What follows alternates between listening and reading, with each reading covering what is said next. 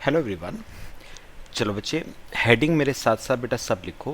Debenture redemption reserve DRR and debenture redemption reserve investments DRRI लिखो बेटा।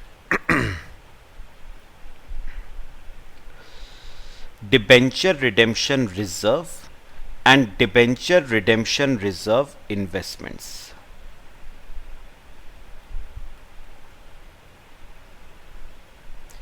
देखो बेटा, चलो बेटा जरा ना थोड़ी बातें लिखेंगे पहले, फिर हम समझेंगे। देखना बेटा, बेटा इस टॉपिक में ना हमें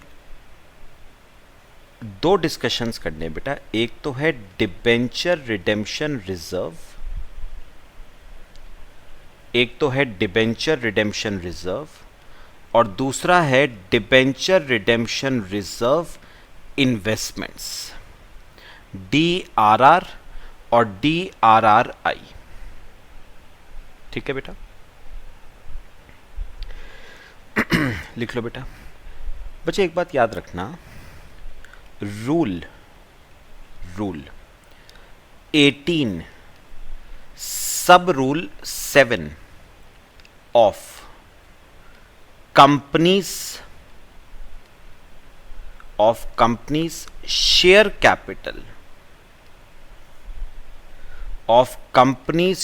कैपिटल and debenture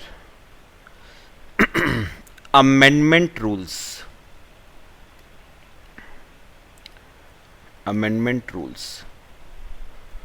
2019। बेटा रूल 18 सब rule 7 of companies share capital and debentures amendment rules 2019 बेटा क्या कहता है? सुनो बेटा क्या कहता है। ये कहता है कुछ कंपनीज को, हर कंपनी को नहीं बेटा, कुछ कंपनीज को अपने पास क्या मेंटेन करना पड़ेगा? डिबेंचर रिडेम्पशन रिजर्व उन्हें अपने पास मेंटेन करना पड़ेगा। ठीक है, सेम रूल 18 सब रूल 7 कहता है हर कंपनी को, या मैं बोलूं कुछ कंपनीज को उस रिजर्व के पैसे से इन्वेस्टमेंट्स भी खरीदनी पड़ेंगी। तो मेरी बात सुनना मैंने क्या कहा बेटा? मैंने कहा रूल 18 सब रूल 7 कहता है कि कुछ कंपनीज को अपने पास डीआरआर मेंटेन करना पड़ेगा, डिबेंचर रिडेम्पशन रिजर्व मेंटेन करना पड़ेगा, और उन्हें उन कंपनीज को कुछ इन्वेस्टमेंट्स भी परचेज करनी पड़ेंगी। पहले बेटा कौन सी कंपनीज हैं वो अभी बाद में हम डिस्कस करते हैं। पहले डिस्कस करते हैं कितना डीआरआर आपको मेंटेन करना है, कितने की इन्वेस्टमेंट्स आपको खरीदनी है। तो मेरी बात सुनो बेटा, आपको डीआरआर मेंटेन करना है 10% का। बेटा मेन बात आती है ना, 10% किसका? तो ये 10% है 10% of value of outstanding debentures.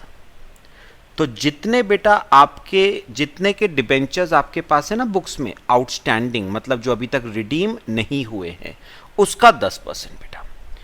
तो जितने आपकी बुक्स में आउटस्टैंडिंग डिबेंचर स्टैंड कर रहे, जितने के आपकी बुक्स में आउटस्टैंडिंग डिबेंचर स्टैंड कर रहे हैं, उसका 10% आपको बच्चे मेंटेन करना पड़ेगा। उतने 10% का आपको रिजर्व मेंटेन करना पड़ेगा। तो आपकी बुक्स में अगर 10 लाख रुपए के आउटस्टैंडिंग डिबेंचर स्टैंड कर रहे हैं, तो 10 लाख का 10% यानी 1 लाख का रिजर्व आपको अपने पास मेंटेन करना पड़ेगा बेटा। अच्छा, फिर बेटा गवर्नमेंट ने ना ये जो अमेंडमेंट रूल्स हैं, इन्होंने बेटा कुछ कंपनीज के लिए ना इन्वेस्टमेंट्स खरीदना भी मैंडेटरी किया है। उन्हें कुछ पैसा इन्वेस्ट भी करना पड़ेगा। कौन सी कंपनीज है? फिर से बात की बात है, मेन बात है कितना इन्वेस्ट करना पड़ेगा।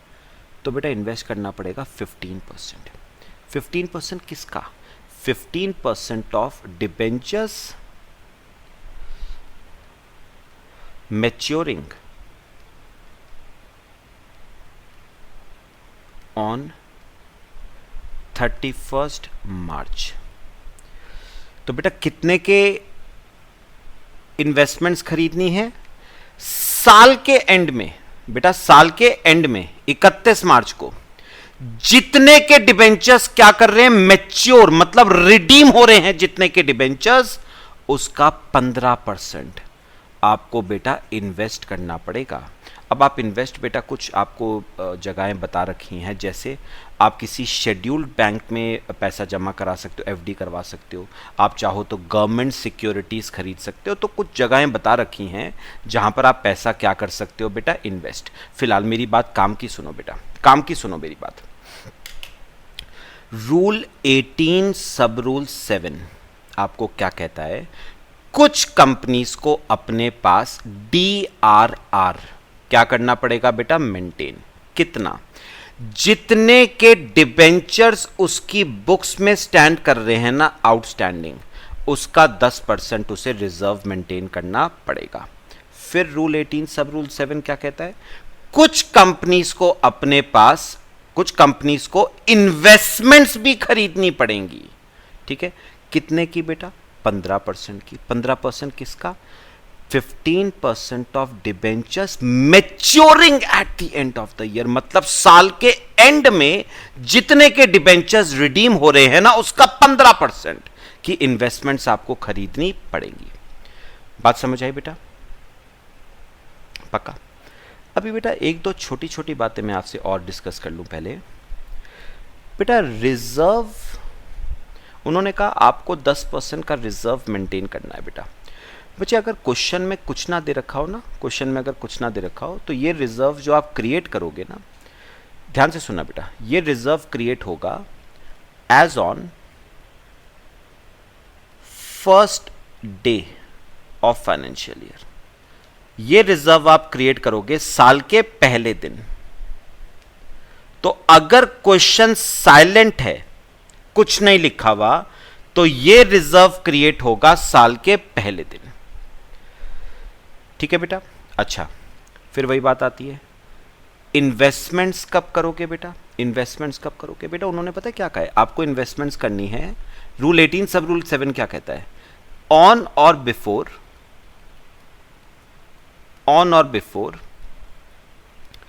30th April of current year. मतलब बेटा आपको इन्वेस्टमेंट्स करनी है 30 अप्रैल से पहले पहले, in respect of debentures maturing at the end of the year. बात समझो बेटा, लिखना मत। ये बेटा फाइनेंशियल ईयर 1920 है, ये फाइनेंशियल ईयर 1920 है बेटा। तो जितने के डिबेंचर्स यहां पे रिडीम हो रहे हैं ना, सपोज यहां पर 10 लाख के डिबेंचर्स रिडीम हो रहे हैं बेटा, यहां पर 10 लाख के डिबेंचर्स रिडीम हो रहे हैं, तो 10 लाख का 15% कितना हुआ बेटा? 1,50,000। उतने की इन्वेस्टमेंट्स आपको खरीदनी पड़ेंगी 30 अप्रैल 19 तक। यहां पर आपको बेटा इन्वेस्टमेंट्स खरीदनी पड़ेंगी कितने रुपए की? 1.5 लाख रुपए की आपको इन्वेस्टमेंट्स क्या करनी पड़ेंगी? परचेज। तो उन्होंने कहा जितने के डिबेंचर्स साल के एंड में रिडीम हो रहे हैं ना, उतने के डिबेंचर्स का 15% इन्वेस्ट करना पड़ेगा 30 अप्रैल ऑफ करंट ईयर तक। मतलब बेटा 30 अप्रैल लास्ट डेट है, उससे पहले करना चाहो कोई दिक्कत नहीं है, बाद में नहीं कर सकते उसके। तो जो साल के एंड में जितने डिबेंचर्स रिडीम हो रहे हैं ना, उसका 15% आपको इन्वेस्ट करना पड़ेगा 30 अप्रैल तक। सब बताओ बेटा, बात समझ आई?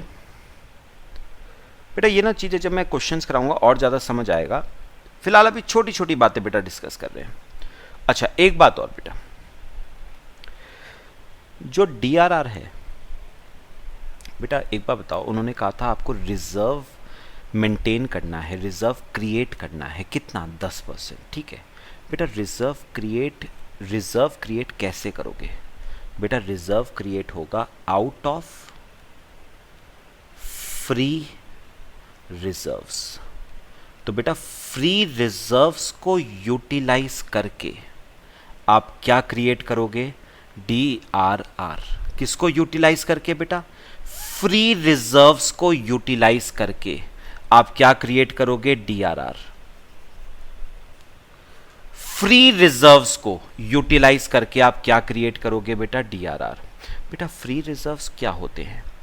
फ्री रिजर्व्स वो होते हैं which are free for distribution as dividend. तो ये तो बेटा लॉ में भी पढ़ चुके हैं, मैंने आपको अकाउंट्स में बोनस इशू चैप्टर पढ़ाया था, वहां पर भी बताया था बेटा फ्री रिजर्व्स वो होते हैं जिन रिजर्व्स में से आप शेयर होल्डर्स को डिविडेंड बांट सकते हो ना। जिन रिजर्व्स में से आप शेयर होल्डर्स को डिविडेंड बांट सकते हो ना, वो फ्री रिजर्व्स होते हैं बेटा। और डिविडेंड के लिए दो रिजर्व बेटा यूटिलाइज होते हैं, पीएल और जनरल रिजर्व। तो पीएल को यूटिलाइज करके आप डिविडेंड बांट सकते हो, या आप जनरल रिजर्व में से डिविडेंड बांट सकते हो। तो उन्होंने कहा जिन रिजर्व्स में से डिविडेंड बांट सकते हो ना, उन रिजर्व्स में से ही आपको डीआरआर क्या करना है? क्रिएट करना है। कितना? 10% का। बात समझ आई? फिर बेटा अगर मैं आपसे पूछूं कि बेटा इसकी एंट्री क्या बनाओगे डीआरआर क्रिएट करने की? जर्नल एंट्री क्या बनाओगे? तो बेटा जर्नल एंट्री तो मैं पता है क्या बनाऊंगा, डीआरआर क्रिएट करना है कहां से बेटा? या तो पीएल को यूटिलाइज करो या बेटा जनरल रिजर्व को यूटिलाइज करो, दोनों में से एक को करो। तो एंट्री बनेगी PL debit general reserve debit to DRR. तो PL debit general reserve debit to DRR. लो बेटा डीआरआर क्या हो गया? क्रिएट हो गया। डीआरआर क्रिएट कितने परसेंट का बेटा? 10% के हिसाब से। तो डीआरआर हमने क्रिएट किया है टू द एक्सटेंट ऑफ 10%। बात समझ आ रही है बेटा? ये जर्नल एंट्री हो गई। फिर उन्होंने ना एक बात और कही, ध्यान से सुनना बेटा जो बातें मैं बोलूंगा। उन्होंने एक बात और क्या कही? DRR is a specific reserve. क्या कहा बेटा उन्होंने?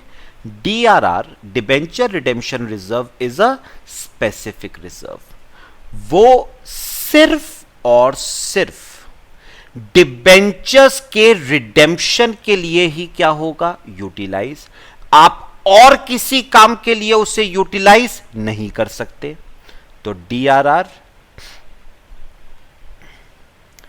Can be utilised only for issue, for redemption, only for redemption, can be utilized only for redemption of debentures। तो किसी और पर्पस के लिए बेटा डीआरआर यूटिलाइज नहीं हो सकता, सिर्फ डिबेंचर्स के रिडेम्पशन के लिए क्या हो सकता है? यूटिलाइज। ठीक है बेटा? मेरे ख्याल से सारे पॉइंट जो मैं बता रहा हूं समझ आ रहे हैं बेटे? आ जाओ एक और कराता हूं आपको लास्ट। फिर बेटा लास्ट बात उन्होंने क्या कही कि एक बार डिबेंचर्स रिडीम हो गए ना, एक बार डिबेंचर्स रिडीम हो गए तो डीआरआर का कोई काम नहीं है, क्योंकि डीआरआर बनाया ही गया था डिबेंचर्स के रिडेम्पशन के लिए और डिबेंचर्स आपके रिडीम हो चुके हैं। तो डीआरआर का कोई काम नहीं है बैलेंस शीट में, तो उसे ट्रांसफर कर दो जनरल रिजर्व में। तो एक बात सुनो, last point, after redemption of debentures, after redemption of debentures, DRR is transferred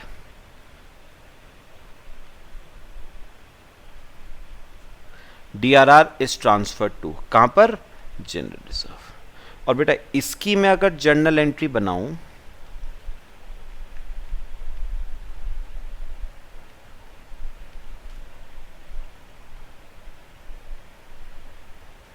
बेटा अगर मैं इसकी जर्नल एंट्री बनाऊं तो मैं क्या बनाऊंगा, DRR डेबिट टू बचे जनरल रिजर्व। तो एक बार डिबेंचर्स रिडीम हो गए तो DRR का कोई काम नहीं है, it is transferred to general reserve.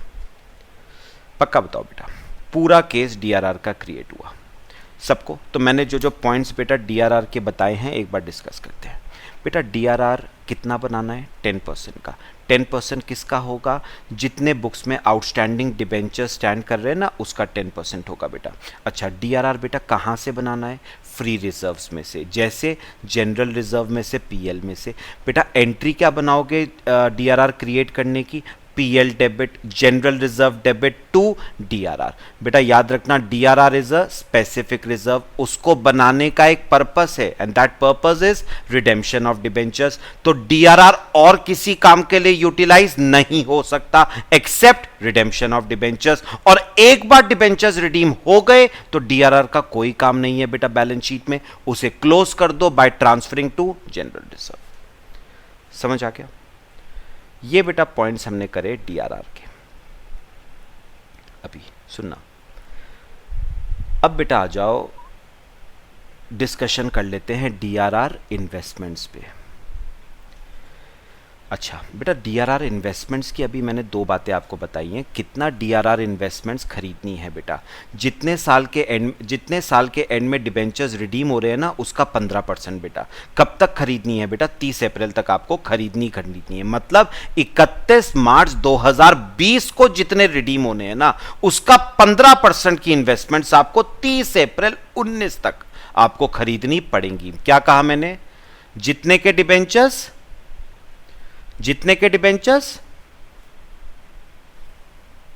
बेटा 31 मार्च 20 तक रिडीम हो रहे हैं ना, जितने के 10 लाख के उसका 15%, 1.5 लाख की इन्वेस्टमेंट्स आपको 30 अप्रैल 19 तक खरीदनी पड़ेंगी। अच्छा बेटा खरीदने की एंट्री क्या बनाओगे,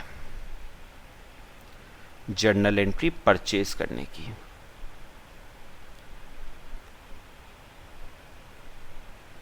बेटा परचेज करने की जर्नल एंट्री मैं बनाऊंगा debenture redemption reserve investments debit to bank. यही तो एंट्री बनाते हो, इन्वेस्टमेंट्स डेबिट टू बैंक, बस वर्ड ऐड कर दिया, debenture redemption reserve investments debit to bank. ठीक है। और फिर बेटा उन्होंने पता है क्या कहा, उन्होंने कहा जब आपके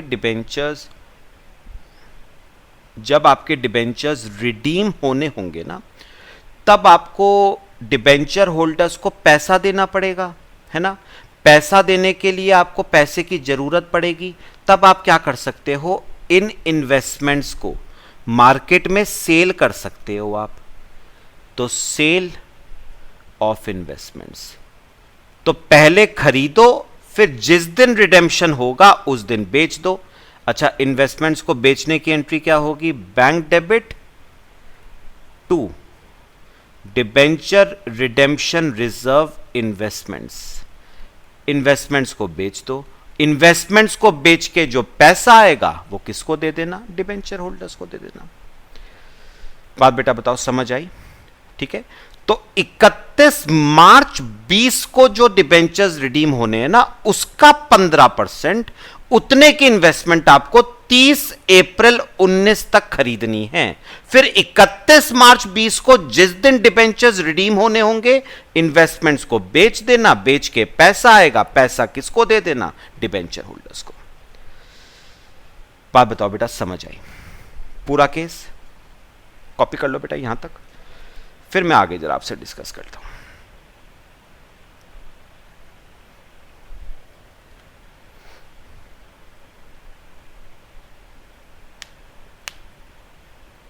करें बेटा? अच्छा बेटा अब एक बात आती है कि मैंने कहा था ना कुछ कंपनीज ऐसी हैं जिनको जिनको आपका डीआरआर में पैसा मेंटेन करना है, क्रिएट करना है डीआरआर, और कुछ कंपनीज ऐसी हैं जिनको इन्वेस्टमेंट्स खरीदनी है। वो कौन सी कंपनीज हैं बेटा? तो एक काम करो, यहां पर लिखो, 3 कॉलम बनाओ बेटा, कंपनी का, कंपनीज का, डीआरआर का और डीआरआर इन्वेस्टमेंट्स का। ये 3 कॉलम बनाओ बेटा, और इसमें टाइप्स ऑफ कंपनीज लिखो बेटा, AIFI। AIFI बेटा आप फुल फॉर्म लिखना चाहोगे तो लिख लेना, all India financial institutions. AIFI stands for all India financial institutions, all India financial institutions. Second, banking companies, यानी सिंपल वर्ड्स में बोला जाए तो बैंक्स, ठीक है। तीसरा बेटा लिखते जाओ, तीसरा आता है अदर फाइनेंशियल इंस्टीट्यूशंस, मतलब ऑल इंडिया फाइनेंशियल इंस्टीट्यूशंस और बैंकिंग कंपनीज को छोड़ के other financial institutions. Fourth, listed NBFC, non banking financial companies, listed HFC मतलब हाउसिंग फाइनेंस कॉरपोरेशन। बेटा आप लोग फुल फॉर्म लिखना चाहोगे तो लिख लेना, all India financial institutions, other financial institutions. NBFC stands for non banking financial companies और HFC stands for housing finance corporations, ठीक है। फिर sixth, unlisted NBFC, unlisted HFC, unlisted HFC, और eighth, other unlisted companies. 2 minute बेटा, जरा 2 minute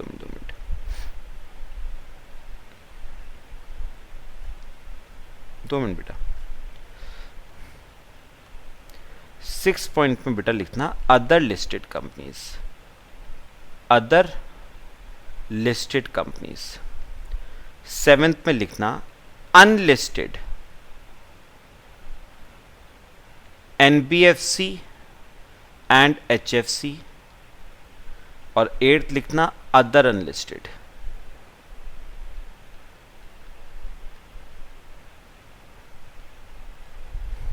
other unlisted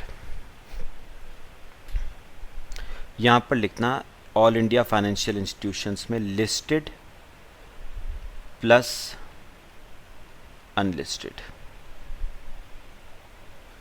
listed plus unlisted.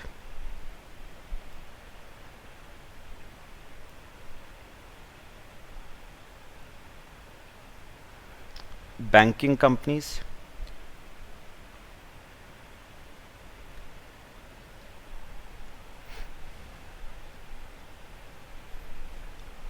चलो ये लिख लो बेटा। तो बेटा कंपनीज हमने टोटल कितनी लिखी हैं? 8। All India financial institutions, banking companies, other financial institutions, फिर लिस्टेड NBFC एंड HFC। आप चाहो तो इसे एक ही साथ बोल सकते हो बेटा, other listed company, unlisted NBFC और HFC, और अदर अनलिस्टेड, ठीक है। अब बात करते हैं इनके DRR की। बेटा ऑल इंडिया फाइनेंशियल इंस्टीट्यूशंस को DRR क्रिएट नहीं करना है, DRR इन्वेस्टमेंट्स भी परचेज नहीं करनी है। किनको? ऑल इंडिया फाइनेंशियल इंस्टीट्यूशंस को, ठीक है। अच्छा, banking companies, no DRR, no DRR investments.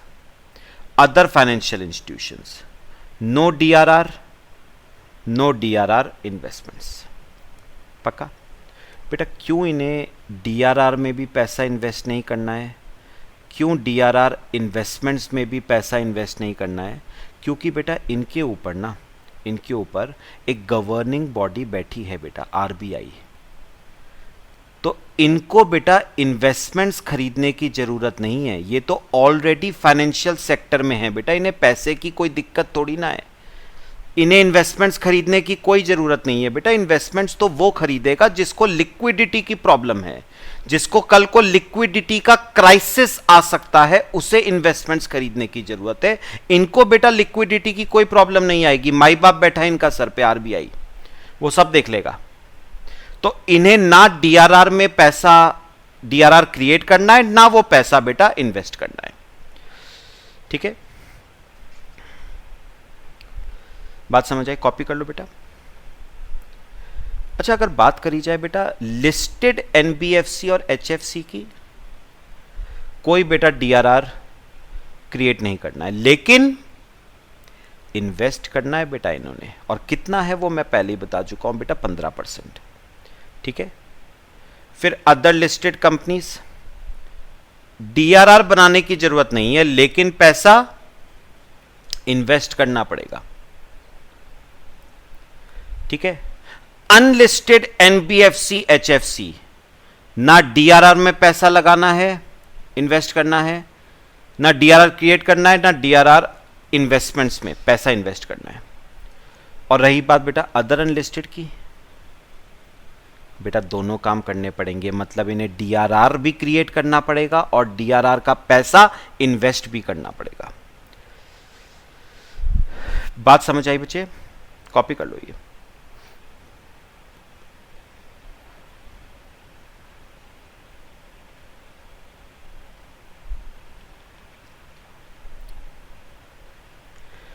तो बेटा एक बात है, अगर मैं वैसे छोटी सी एक बात करूं, आपके एग्जाम में बेटा ज़्यादातर कौन सा केस आने के चांसेस हैं? बेटा ऑब्वियस सी बात है, एग्जामिनर आपकी ज़्यादा से ज़्यादा नॉलेज टेस्ट करना चाहेगा।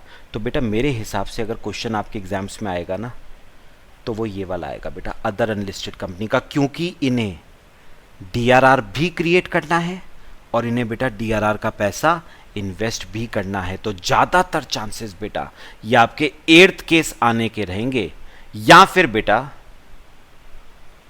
ये वाले केस के, जिसमें डीआरआर तो क्रिएट नहीं करना है लेकिन पैसा इन्वेस्ट करना है।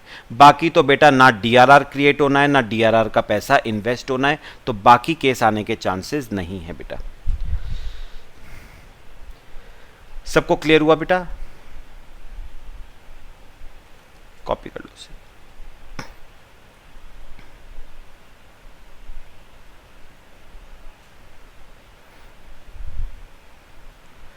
तो बेटा मैं ना थोड़ा सा आपसे ना एक ब्रीफ में बेटा मैं आपसे ये डिस्कस थोड़ा सा करना चाहूँगा कि क्यों ये डीआरआर क्रिएट कर रहे हैं, क्यों डीआरआर में पैसा, डीआरआर का पैसा इन्वेस्ट कर रहे हैं, प्रॉब्लम क्या है बेटा। आओ मैं आपसे थोड़ा सा बेटा डिस्कस करता हूँ ऐसा क्यों हो रहा है, समझना बेटा। बेटा अज्यूम करो एक कंपनी है, ध्यान से सुनना, ए लिमिटेड, उसने बेटा पब्लिक से ना, ए लिमिटेड ने पब्लिक से पैसा रेज करा। ए लिमिटेड ने पब्लिक से पैसा क्या करा बेटा, रेज। कैसे? Bye issue of 12% debentures. कितना पैसा रेज करा बेटा कंपनी ने? 10 लाख रुपए रेज करे। ठीक है, अब सुनो बेटा, अब ए लिमिटेड की अगर मैं थोड़ी सी आपको एक बैलेंस शीट बना के बताऊं, तो बेटा कंपनी के पास ना इक्विटी शेयर कैपिटल तो पहले से थी 50 लाख की। ठीक है, कुछ बेटा रिजर्व एंड सरप्लस भी था 20 लाख का पहले से, और अब कंपनी ने 12% डिबेंचर्स भी इशू कर दिए 10 लाख के। कंपनी ने अब 12% डिबेंचर्स भी इशू कर दिए, कितने के? 10 लाख के। ये काट दो बेटा, मैं 2 चीजें लिख लो।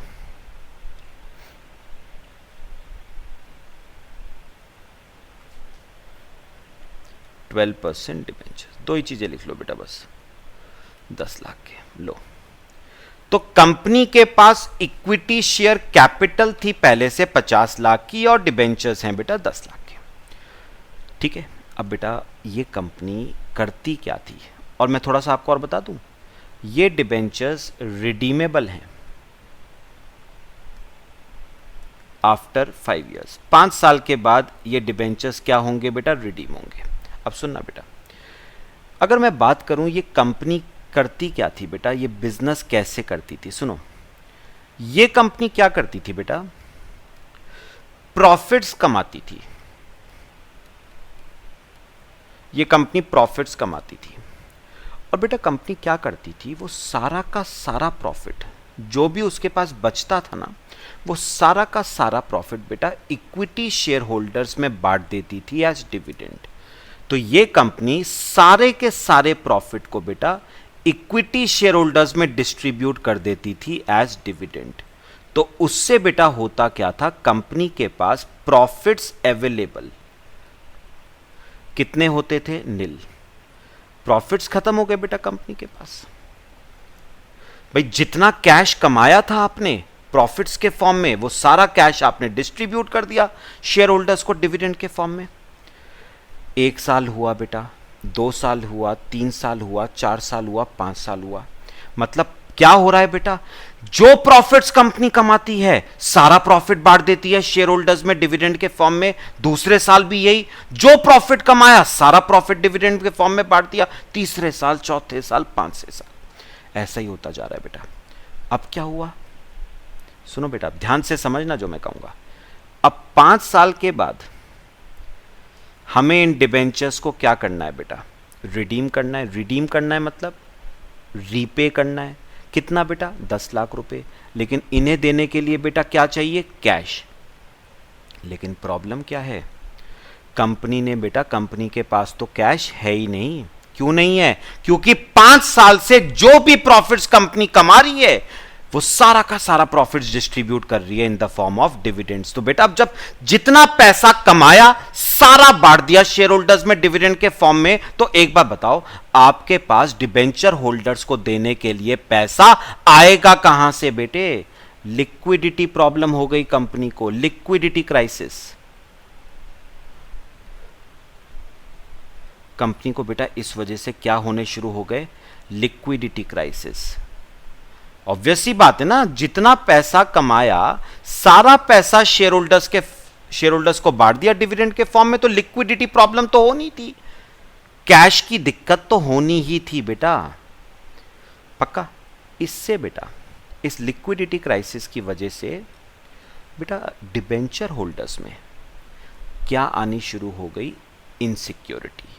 तो इस लिक्विडिटी क्राइसिस की वजह से इनसिक्योरिटी आ रही है किसको बेटा, डिबेंचर होल्डर्स को। डिबेंचर होल्डर्स ये सोच रहे हैं भैया ये कंपनी तो कुछ पैसा रिटेन कर ही नहीं रही है, ये कंपनी सारा पैसा शेयर होल्डर्स में बांटती जा रही है डिविडेंड के फॉर्म में। अगर सारा पैसा शेयर होल्डर्स में बांट दोगे तो हमें क्या मिलेगा, उन्हें इनसिक्योरिटी आ रही है बेटा, उन्हें इनसिक्योरिटी आ रही है, पक्का। तो बेटा गवर्नमेंट ने, सुनो मेरी बात, अब गवर्नमेंट ने बेटा रूल 18 सब रूल 7 बनाया of company share capital and debentures amendment rules 2019, rule 18 सब रूल 7। और बेटा इस रूल 18 सब रूल 7 का पर्पस क्या है, to protect interests of debenture holders. उन्हें प्रोटेक्शन देना इस रूल का पर्पस है बेटा, ताकि डिबेंचर होल्डर्स को प्रोटेक्ट किया जा सके, कंपनी को रोका जा सके। क्या कर रही है भाई तू, सारा पैसा शेयर होल्डर्स में बांट देगी तो डिबेंचर होल्डर्स को क्या मिलेगा। बात समझ आई बेटा, पक्का। इसीलिए बेटा रूल 18 सब रूल 7 ने क्या कहा, आप सारा पैसा, सारे प्रॉफिट्स, सुनो, आप सारे प्रॉफिट्स आप सारे प्रॉफिट्स शेयर होल्डर्स में नहीं बांट सकते in the form of dividend. आपको इन प्रॉफिट्स में से कुछ प्रॉफिट्स ट्रांसफर करने पड़ेंगे डीआरआर में, ठीक है। और डीआरआर में जो प्रॉफिट्स ट्रांसफर होंगे उससे हम क्या खरीदेंगे, इन्वेस्टमेंट्स, ताकि कल को इन इन्वेस्टमेंट्स को बेचा जा सके और डिबेंचर होल्डर्स को रिडीम किया जा सके। तो लिक्विडिटी प्रॉब्लम ताकि कल को कंपनी को अराइज ना करे। तो बेटा ये आपका रूल क्या कहता है कि डिबेंचर होल्डर्स को बचाने के लिए आपको प्रॉफिट्स में से कुछ पैसा डीआरआर में ट्रांसफर करना पड़ेगा। मतलब आप सारे प्रॉफिट्स को शेयर होल्डर्स में डिविडेंड के फॉर्म में नहीं बांट सकते। आपको डिबेंचर्स जितने के भी हैं उसका 10% आपको डीआरआर में ट्रांसफर करना पड़ेगा और उस पैसे से आपको इन्वेस्टमेंट्स परचेज करनी पड़ेंगी टू द एक्सटेंट ऑफ 15%, ठीक है। इससे क्या होगा, कंपनी को लिक्विडिटी प्रॉब्लम अराइज नहीं करेगी, कंपनी सारा पैसा शेयर होल्डर्स में डिस्ट्रीब्यूट नहीं कर पाएगी in the form of dividends. और बेटा डिबेंचर होल्डर्स को इनसिक्योरिटी नहीं आएगी। तो ये आपका पूरा पर्पस था रूल 18 सब रूल 7 को बनाने का, ताकि हम डिबेंचर होल्डर्स को प्रोटेक्ट कर पाएं, उन्हें सिक्योरिटी दे पाएं, कंपनी को रोक पाएं कि भैया शेयर होल्डर्स का ही सोचते रहोगे, डिबेंचर होल्डर्स का भी तो सोचो, उन्होंने भी पैसा लगाया है आपके बिजनेस में, उनका पैसा नहीं लौटाना क्या। लो बेटा कॉपी करो इसे। बेटा इसके क्वेश्चंस हम नेक्स्ट लेक्चर में डिस्कस करेंगे। इसमें मैंने आपको सिर्फ थ्योरेटिकल एस्पेक्ट करवाया बेटे। मेरे ख्याल से बच्चे समझने में क्लियर हुआ सबको क्यों ये रूल 18 सब रूल 7 बनाया गया बेटा, ठीक है बच्चे। चलो बाकी बेटा हम नेक्स्ट लेक्चर में डिस्कस करते हैं। Till then thank you.